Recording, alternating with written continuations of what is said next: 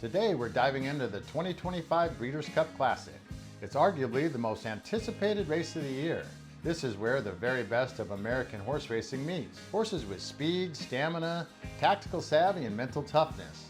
Even this early, we're starting to see patterns form, and several horses are already staking their claim as potential favorites.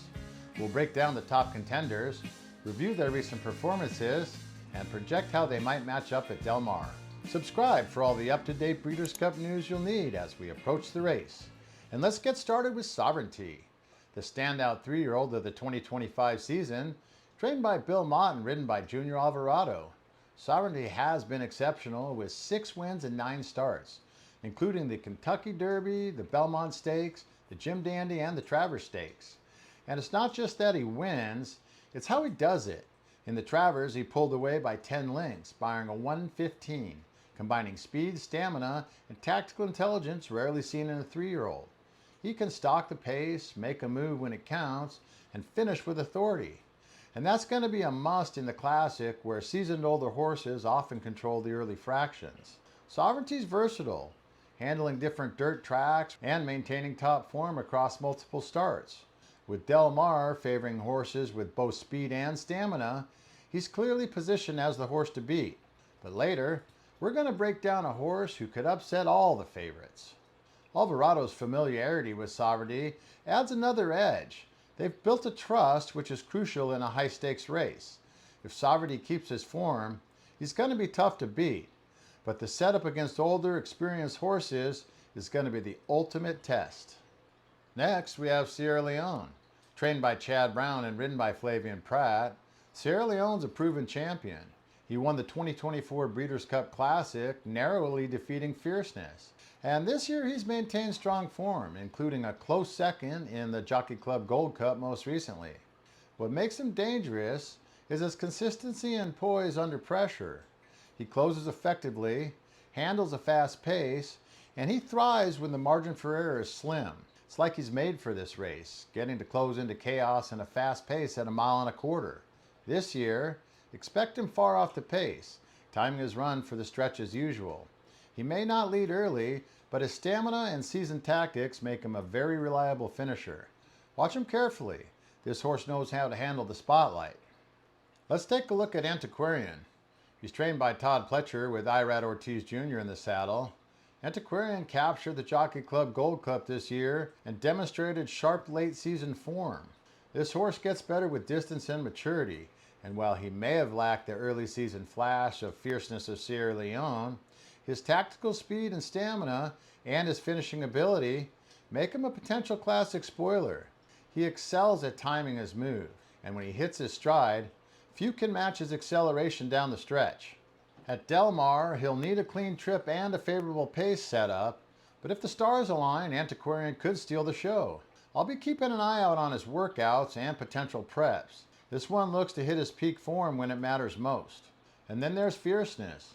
He's another trained by Todd Pletcher and coming off a Pacific Classic victory. In last year's Breeders' Cup Classic, he finished a hard-fought second to Sierra Leone. Fierceness hasn't really thrived in big races under pressure, but he did prove people wrong last out, overcoming a ton of early adversity. He's one of those horses that loves chasing early speed and unleashing a late kick that can make all the difference, getting a jump on his rivals in the stretch.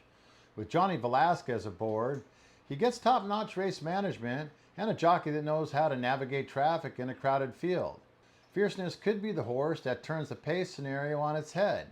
For bettors and racing fans, he's one to watch if you want to see some excitement down the stretch. Journalism's trained by Michael McCarthy, and he's another standout. He's got Grade 1 wins in the Santa Anita Derby, the Haskell, and the Preakness, plus strong runner-up finishes in both the Kentucky Derby and the Belmont Stakes. Journalism's grittiness is his strength. He can stalk or rally from deep, depending on the pace, and he's got Umberto Rispoli in the saddle. And he's been durable and adaptable all year, remaining a serious contender, even if he hasn't bested the older horses at the Classic distance.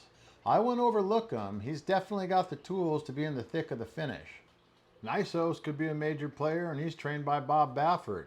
This horse is freakishly talented. He's got a rare combination of speed and late acceleration, which makes him a game changer in any race. There is some question whether he can handle the classic distance of 1.25 miles, but when he's at his best, he definitely has the talent to challenge and even beat all the favorites.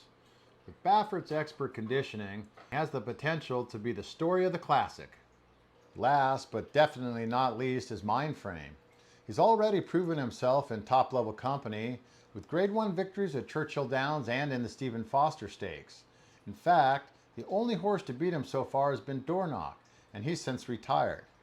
Mindframe's a true competitor, a beast who's only lost when circumstances have conspired against him. For example, last out in the Jockey Club Gold Cup, Irad Ortiz Jr. fell off Mindframe at the start of the race, costing him the chance to showcase his ability. Situations like that highlight how even elite horses can be affected by racing dynamics and bad luck. With clean trips and favorable conditions at Del Mar, Mindframe could be the story that not many saw coming. This classic is going to be a clash of youth, experience, and late season form. Sovereignty carries momentum. Sierra Leone brings experience. Journalism offers versatility, while Fierceness is proven in big races. Antiquarian is peaking late, and horses like Mindframe and Nysos are the unpredictable elements. Let's go through a few key factors to keep watching as we approach the classic. The pace setup. Will the early leaders go too fast and tire themselves out? Or will the race favor horses that are coming from off the pace? The track conditions. Del Mar's dirt surfaces tend to favor horses that are tactical and forwardly placed, so you got to pay attention to how each contender handles the surface. Another thing is trip management. The first 6 furlongs are critical. Jockey decisions, positioning, and navigating traffic can all make or break a run. And another thing, horses hitting peak form late in the season, like Antiquarian, could upset the early favorites. If you want full prep race breakdowns, classic picks, and betting strategies, make sure to subscribe and hit the like button. I'll be breaking down every contender as we get closer to race day.